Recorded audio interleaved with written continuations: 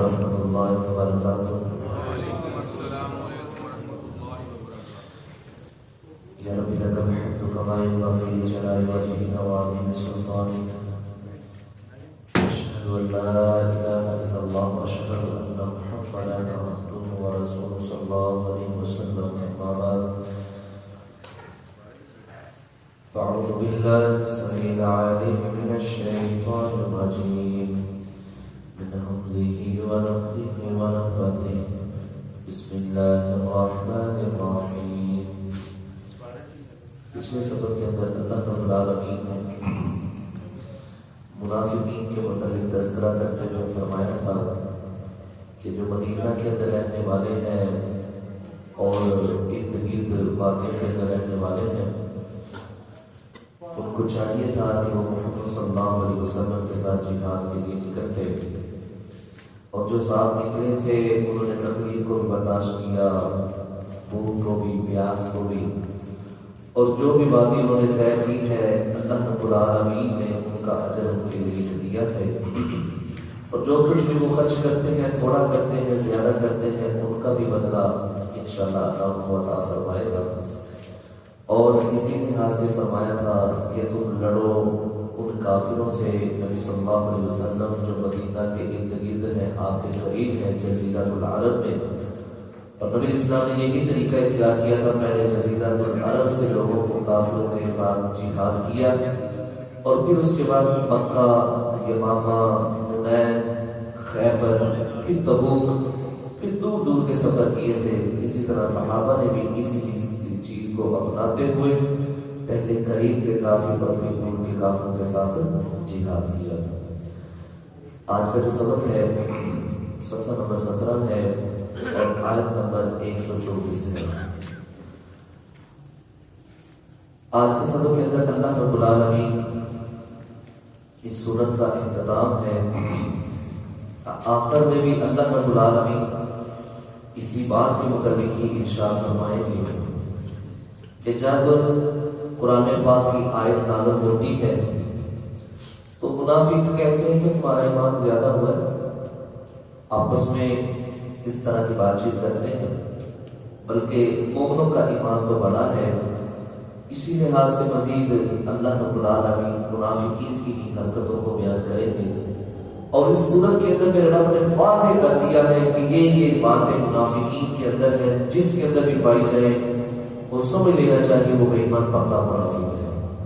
اور اللہ ہم سب کو ان منافقانہ رویوں سے محفوظ فرمائے۔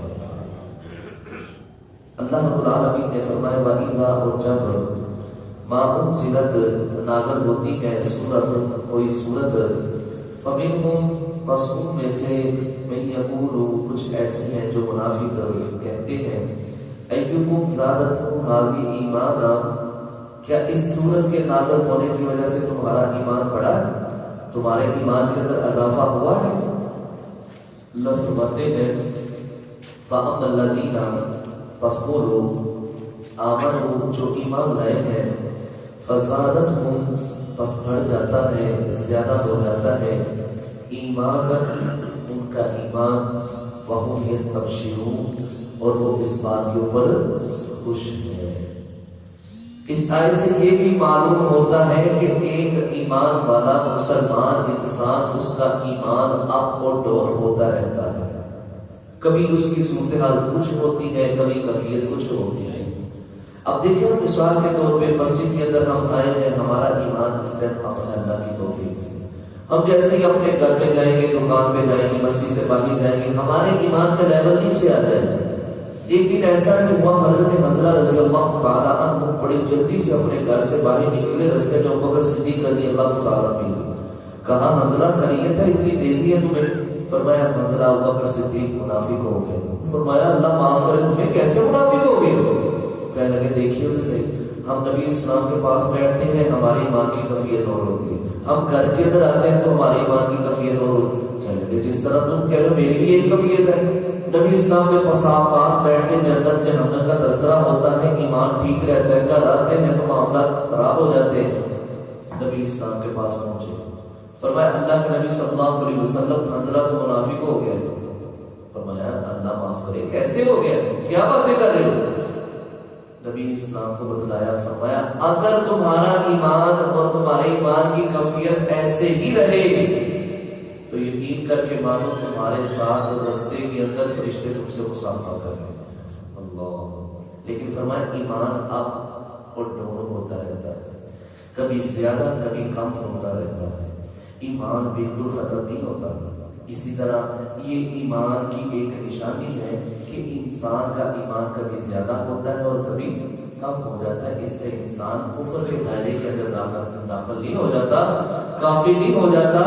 اگر یہ کیفیت ہو جائے کہ انسان ہمیشہ ہی اس کے اوپر اللہ کا ڈر اور خوف رہے، جس طرح اللہ کے گھر کے اندر قرآن پڑھتے ہوئے احادیث سنتے ہوئے جس طرح اس کا ایمان اب ہوتا ہے، تازہ ہوتا ہے، زیادہ ہوتا ہے، اگر یہی کیفیت اس کی رہے تو یہ چلتا پھرتا اللہ کا ولی ہوتا ہے۔ اللہ ہمیں بھی ایسا ہی ایمان نصیب فرمائے۔ فرمایا وَأَمَّا الَّذِينَ، یہ استہزاء کیا کرتے تھے منافقین کہ اللہ کہتا ہے ان آیات کے ساتھ اللہ ایمان کو زیادہ کرتا ہے، تو اللہ معاف کرے، اللہ کی بات کو مذاق کرتے ہوئے آپس میں کہا کرتے تھے اور بتا بھائی تیرا ایمان زیادہ ہوا ہے، تیرا ایمان کتنے فیصد ہو گیا ہے؟ معاذ اللہ، استغفر اللہ، اللہ کی بات کو مذاق کرتے تھے۔ معاشرے کے اندر بڑے کی بات کو ہم استہزاء نہیں کر سکتے تو وہ کائنات کے خالق اور مالک کے ساتھ اس کی بات کا رد کرتے ہوئے کہتے تھے وہ بتا بھائی تیرا ایمان زیادہ ہوا ہے کہ نہیں ہوا؟ اللہ اس بات کا جواب دیتے ہوئے کہتا ہے وَأَمَّا الَّذِينَ، اور وہ لوگ فِي قُلُوبِهِمْ، جن کے دلوں کے اندر مرض، بیماری ہے، نفاق کی بیماری ہے، مرض کے اندر مبتلا ہے، شک کے اندر مبتلا ہے، ریب ہے ان کا دل، ان کے اندر شک و شبہات پڑے ہوئے ہیں، فرمایا فَزَادَتْهُمْ، پس وہ زیادہ ہوتے ہیں رِجْسًا إِلَىٰ رِجْسِهِمْ، پلیدگی سے مزید پلیدگی کی طرف، گندگی سے مزید گندگی کی طرف، نفاق سے مزید نفاق کی طرف۔ ایمان والوں کا ایمان اپ ہوتا ہے، منافق کے لیے یا قرآن کے اندر کوئی بھی سورت کوئی بھی آیت نازل ہوتی ہے وہ اس کا انکار کرتا ہے، گویا وہ منافقت کے اندر زیادہ آگے بڑھتا جا رہا ہے۔ مثال کے طور پہ ایک سورت نازل ہوئی، اس نے ایک کا انکار کیا، اب دوسری سورت نازل ہوئی، دوسری کا انکار کیا، گویا کہ اس نے پہلے سے زیادہ اللہ کے ساتھ کفر کیا ہے۔ فرمایا ان آیات کی وجہ سے ایمان تو ان کا زیادہ نہیں ہوتا، لیکن پلیدگی کے اندر، خباثت کے اندر، نفاقت کے اندر، نفاق کے معاملے کے اندر وہ مزید بڑھ جاتے ہیں، رجسن الی رجسہم، پلیدگی سے پلیدگی کی طرف، وماتوا، اور وہ مرے، وہم کافرون، اس حالت میں ہو کہ وہ کافر ہو۔ اللہ کہتا ہے کوئی اس حالت میں موت آنی چاہیے کہ وہ اللہ کی انکار کرنے والے کافر ہو کے مرے، بدبخت، لعنتی اللہ کی ان کے اوپر لعنت اور پھٹکار ہو۔ اور ایسا یہ ظالم شعبہ ہے، ایسے یہ ظالم لوگ ہیں۔ نبی اسلام جس طرح ہم پیچھے پڑھ کے نبی اسلام کو اللہ فرماتا ہے 70 مرتبہ بھی آپ بخشش کی دعا کریں میں اس کو معاف نہیں کروں گا، میرا رب اتنا ناراض ہے منافقین سے۔ آگے اللہ فرماتا ہے اولا یرون، کیا نہیں مومنو تم نے دیکھا، انہم، بے شک وہ منافق، یفتنون، آزمائے جاتے ہیں، فی کل عام، ہر سال، مرتن، ایک مرتبہ، اور مرتین، یا 2 مرتبہ، ایک مرتبہ یا 2 مرتبہ۔ یہاں سے یہ بات کا اندازہ لگا لیں کہ جو جہاد ہوتا ہے نا، جہاد اللہ کے راستے میں قتال، یہ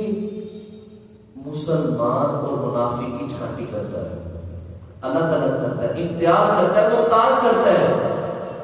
سال کے اندر تقریباً صحابہ کرام 2 غزووں کے لیے چلے جایا کرتے تھے، ایک غزوہ تو ہر سال ہو ہی جاتا تھا، جس طرح فتح مکہ ہے، یا احد کا میدان تھا، یا غزوہ تبوک تھا، یا حنین کا معرکہ تھا، یا یہ یمامہ، حنین، نبی علیہ السلام کے اوپر جب حملہ، خندق کا معاملہ، اللہ فرماتے ہیں ایک دفعہ تو غزوہ برپا ہو ہی جاتا ہے، ایک سال میں یا تو ایک دفعہ آزمائے جاتے ہیں یا 2 مرتبہ آزمائے جاتے ہیں۔ میرے رب کے کہنے کا مقصد یہ ہے کہ جب بھی جہاد ہوتا ہے نفاق واضح ہو کے سامنے آ جاتا ہے، پتہ لگ جاتا ہے یہ منافق ہے، یہ جہاد میں نہیں جا رہا، ہیلے بہانے کر رہا ہے، جھوٹ بول رہا ہے، جان بچانا چاہتا ہے، گھر کے اندر رہنا چاہتا ہے، اللہ کے دین کا بول بالا نہیں ہونے دینا چاہتا، مسلمانوں کی مخالفت کرتا ہے، اسلام کے پرچم کو لہرانا نہیں چاہتا، اسلام کے پرچم کی بلندی کو دیکھنا نہیں چاہتا، فرمایا سال میں ایک مرتبہ یا 2 مرتبہ یہ آزمایا جاتا ہے، پتہ چل جاتا ہے مسلمانوں تمہیں کہ ان میں سے منافق کون ہے۔ فرمایا ثم پھر لا یتوبون، یہ نہیں توبہ کرتے، ولا هم یذکرون، اور نہ ہی یہ نصیحت حاصل کرتے، ان کو خدا کا خوف ہی نہیں ہے، ابھی اپنے معاملات کو درست کرتے، ابھی توبہ قائم ہو جائے، اپنے رب سے سچی معافی مانگ لے، اللہ اور اس کے رسول پر صدق دل سے ایمان لے آئے، چھوڑ دے ان باتوں کو، چھوڑ دے دنیا کے معاملات کو،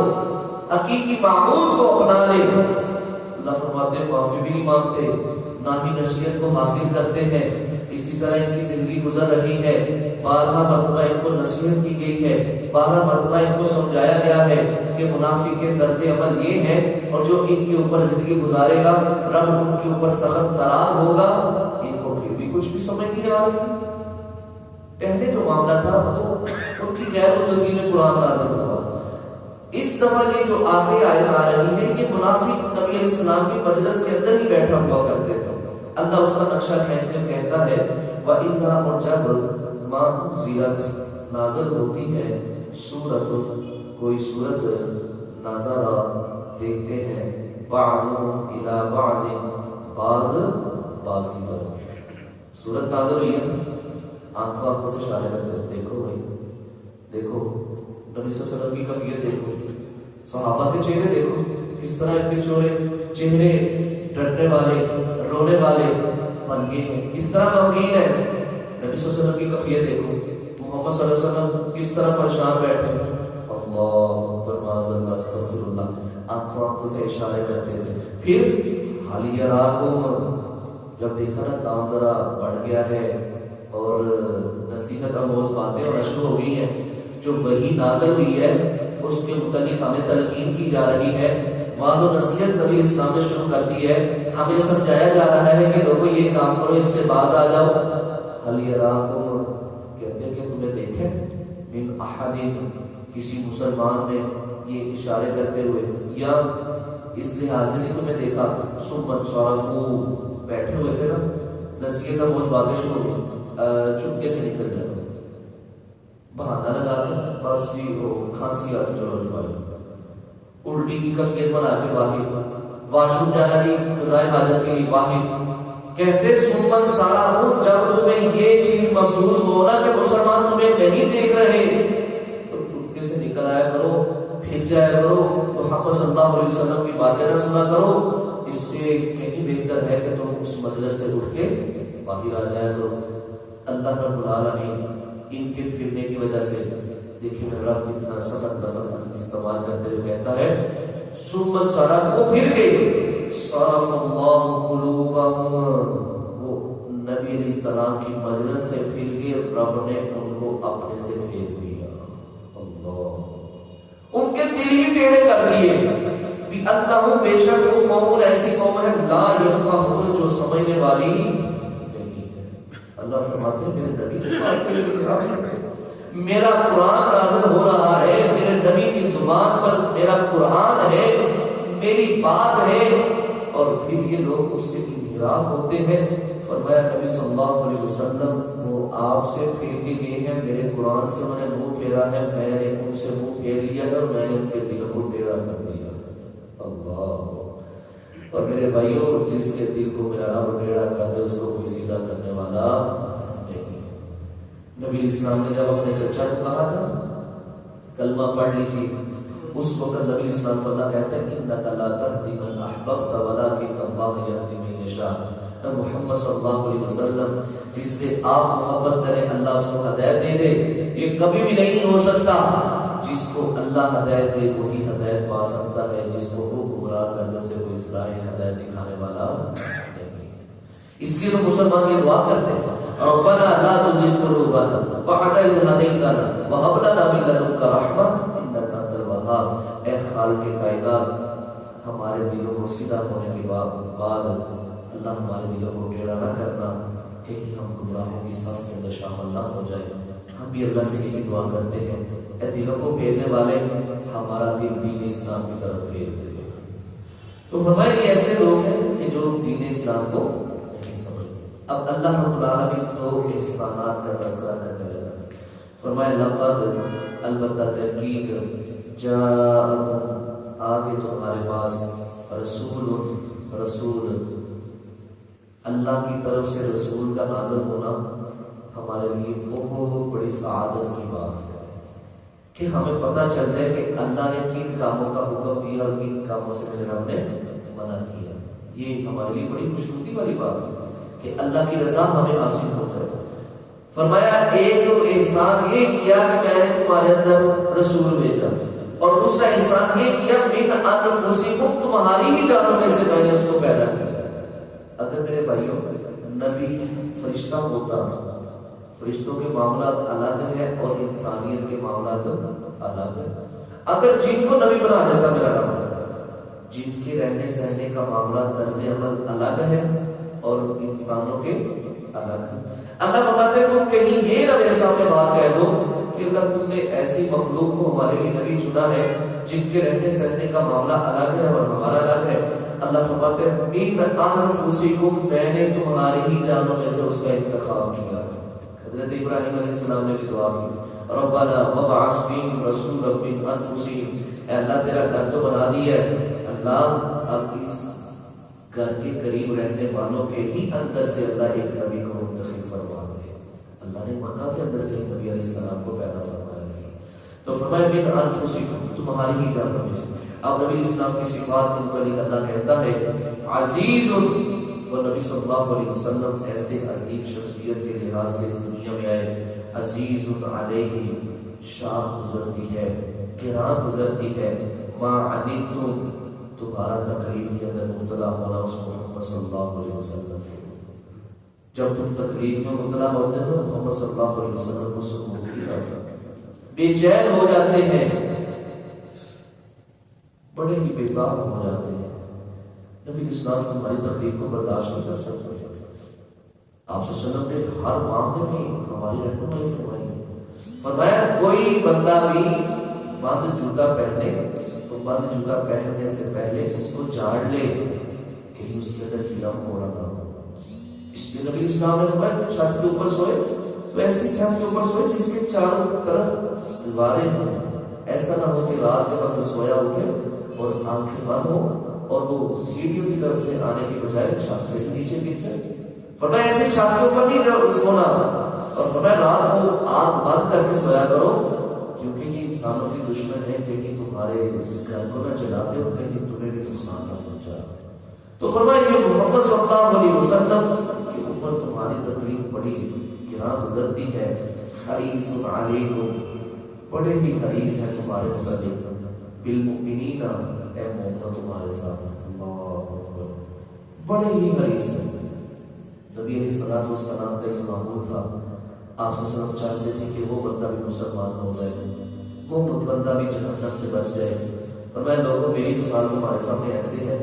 ایک بندہ آگ لگاتا ہے، جب آگ تیز ہوتی ہے، روشن ہو جاتی ہے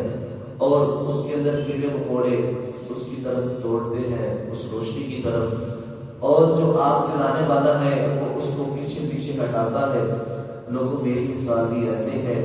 میں تمہیں جہنم سے بچانے کے لیے آیا ہوں، میں تمہیں قبر سے پکڑ پکڑ کے کھینچ رہا ہوں، لیکن تم ہو کہ اپنا دامن چھڑا کے جہنم کی طرف جانا چاہتے ہو۔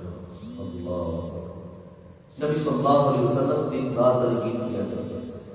فرمایا نبی علیہ السلام والسلام نے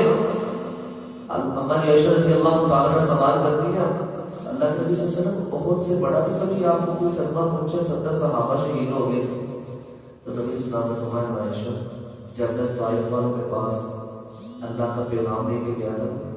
اور ان لوگوں نے میرے اوپر پتھر مارے تھے، مجھے لہو لہاں کر دیا تھا، اس وقت یہ دن میرے لیے بڑا ہی مصیبت والا تکلیف دہ دن تھا۔ اس موقع پر بھی نبی علیہ السلام کی رحم دلی دیکھیے، فرشتہ آگے کہنے لگا اللہ کے نبی صلی اللہ علیہ وسلم مجھے اللہ نے بھیجا ہے، آپ حکم کریں تو یہ دو پہاڑوں کے درمیان کی اس بستی کو اس کے درمیان رکھ کے تباہ برباد کر دوں گا، آپ آرڈر کیجئے۔ اس وقت کے نبی علیہ السلام حریص علیکم، بڑے ہی حریص تھے، فرمایا یہ نہیں لیکن ان کی نسل سے کچھ ایسے لوگ پیدا ہوں گے جو صرف اکیلے ایک اللہ کی عبادت کریں گے، اپنا رستہ اس کا انتخاب صراط مستقیم پر کریں گے۔ فرمایا حریص علیکم، ان کو ابھی کچھ نہیں کہنا، یہ نہیں جانتے کہ میں محمد صلی اللہ علیہ وسلم اللہ کا سچا نبی ہوں۔ فرمایا بالمؤمنین رؤوف، نہایت ہی شفیق ہے، رحیم، نہایت رحم کرنے والے۔